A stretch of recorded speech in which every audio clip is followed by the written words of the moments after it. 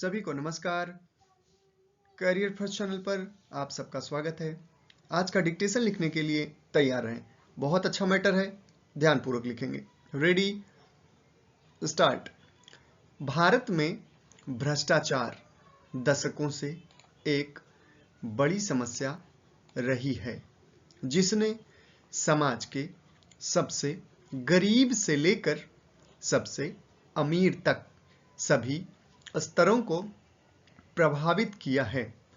भारत में भ्रष्टाचार कई रूपों में होता है, जैसे रिश्वतखोरी, गबन, भाई भतीजावाद और सार्वजनिक संसाधनों का दुरुपयोग।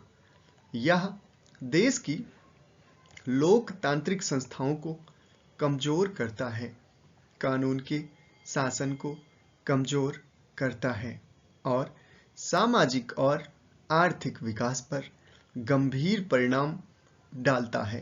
जब सरकारी कामकाज में कोई पारदर्शिता नहीं होती है तो अधिकारियों के लिए पहचान या सजा के डर के बिना भ्रष्ट आचरण में शामिल होना आसान होता है। भारत में कमजोर कानूनी व्यवस्था भी भ्रष्टाचार में महत्वपूर्ण योगदान देती है। भ्रष्ट अधिकारी न्याय से बच जाते हैं और कठोर दंड की व्यवस्था न होने से भी भ्रष्ट मानसिकता बढ़ती है। राजनीतिक प्रभाव भारत में भ्रष्टाचार का एक और महत्वपूर्ण कारण है।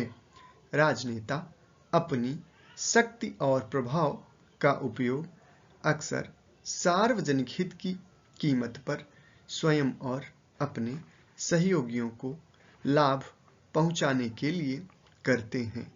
गरीबी और आर्थिक अवसरों की कमी एक ऐसा वातावरण बनाती है जहां भ्रष्टाचार पनपता है।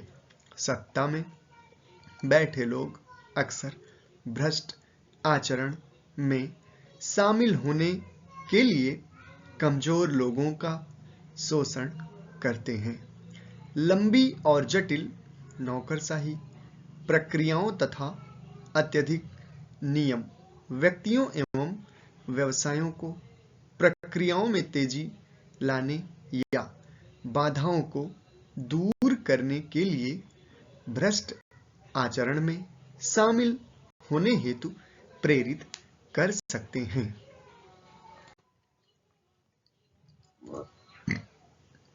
विभिन्न भ्रष्टाचार विरोधी उपायों के बावजूद भ्रष्टाचार से निपटने के लिए राजनीतिक इच्छा शक्ति की कमी एक महत्वपूर्ण चुनौती बनी हुई है।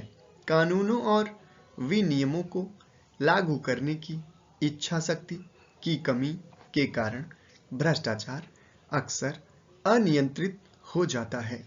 सार्वजनिक क्षेत्र के अधिकारियों, विशेषकर निचले स्तर के पदों पर बैठे लोगों का कम वेतन उन्हें रिश्वतखोरी और भ्रष्ट आचरण के प्रति अधिक संवेदनशील बना सकता है, क्योंकि वे भ्रष्टाचार को अपनी आय के पूरक के साधन के रूप में देखते हैं। भारत का जटिल आर्थिक वातावरण, जिसमें विभिन्न लाइसेंस, परमिट और अनुमोदन शामिल हैं, भ्रष्टाचार के अवसर पैदा कर सकते हैं।